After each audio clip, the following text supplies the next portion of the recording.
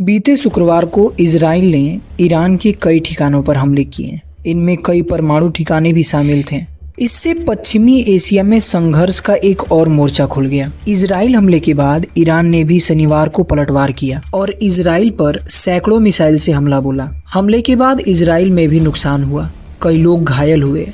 आइए जानते हैं कि इस संघर्ष में अब तक क्या क्या हुआ है और इसका इतिहास कैसा है। ईरान और इजराइल के बीच बढ़ते तनाव के कारण इजराइल के प्रधानमंत्री बेंजामिन नेतन्याहू ने हमले की योजना और सैन्य अभियान ऑपरेशन राइजिंग लायन को लेकर बड़ा खुलासा किया। उन्होंने बताया कि ईरान के खिलाफ चलाया गया सैन्य अभियान ऑपरेशन राइजिंग लायन की मंजूरी 6 महीने पहले नवंबर 2024 में ही दी गई थी। यह अभियान पहले अप्रैल 2025 में शुरू किया जाना था, लेकिन कुछ कारणों से इसे आगे बढ़ा दिया गया।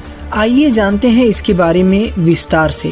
ईरान पर इजराइल ने एयर स्ट्राइक की है। यह एयर स्ट्राइक में ईरान के 20 टॉप कमांडर मारे गए हैं। इनमें आर्मी और एयरफोर्स चीफ भी शामिल हैं। इजराइल ने शुक्रवार सुबह 200 फाइटर जेट से 6 ठिकानों पर हमला किया। इन हमलों में ईरान के परमाणु और सैन्य ठिकानों को निशाना बनाया गया। इसके बाद में ईरान ने दोपहर में इजराइल पर जवाबी हमले किए। ईरान ने 100 से ज़्यादा ड्रोन दागे। इजरायली सेना यानी IDF का दावा है कि उसने सभी ड्रोन मार गिराए। अभी तक एक भी ड्रोन इजराइल की सीमा पे नहीं पहुंच सका। ईरान इजराइल संघर्ष के बीच अमेरिका के राष्ट्रपति डोनाल्ड ट्रंप ने ईरान को चेतावनी देते हुए कहा कि ईरान परमाणु समझौता कर ले, वरना ईरान को इससे भी बड़ा हमला झेलना होगा। ट्रंप ने कहा, सब कुछ खत्म होने से पहले ईरान को यह डील कर लेनी चाहिए।